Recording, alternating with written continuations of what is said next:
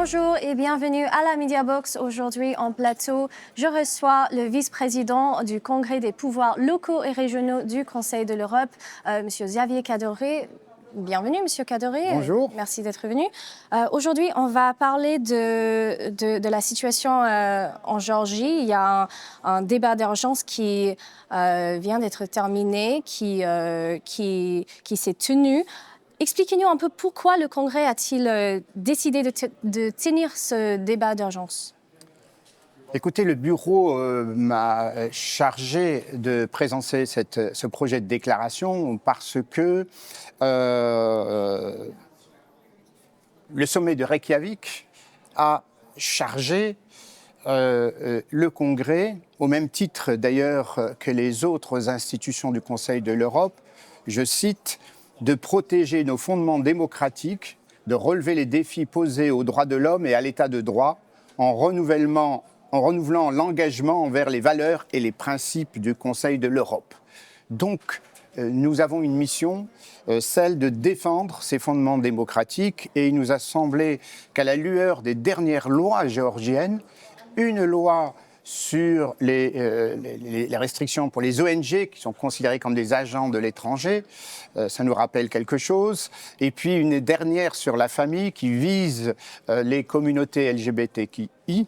Et il nous a semblé qu'il fallait réagir avec le mandat que nous avions maintenant. Nous ne pouvons pas rester sans rien faire et c'est un devoir pour nous d'avoir ce débat pour alerter les autorités géorgiennes qu'elles violent les engagements qu'elles ont elles-mêmes signés au sommet de Reykjavik. D'ailleurs, c'était le Premier ministre géorgien du même parti politique que ceux qui gouvernent aujourd'hui qui a paraphé ce document. Donc on leur demande de tenir leur engagement.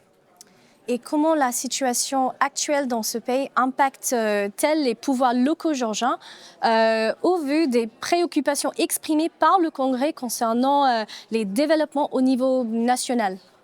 Écoutez, ça, comme je viens de dire, ça porte atteinte au fondement démocratique et donc à la démocratie locale, aux droits de l'homme. Et ces deux lois doivent être appliquées par les élus locaux.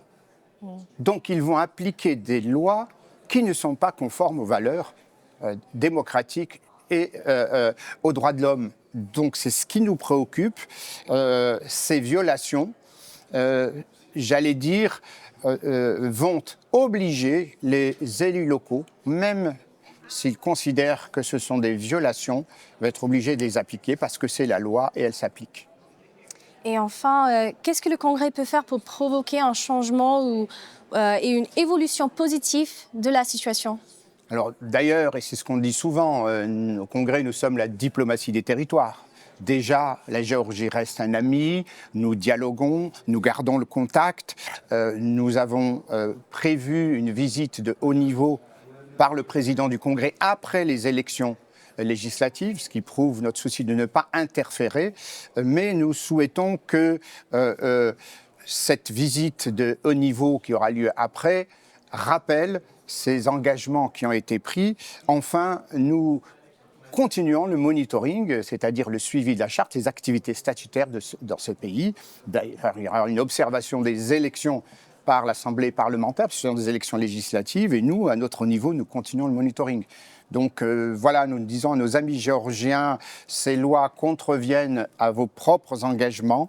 Nous leur demandons évidemment de leur retirer et nous n'interférons bien entendu pas dans les élections, on l'a déjà montré, mais comme maintenant nous le demande le sommet de Reykjavik, dans la déclaration, nous avons une mission, celle d'alerter et de veiller à ce que le triptyque des droits du Conseil de l'Europe, des valeurs du Conseil de l'Europe soit respecté.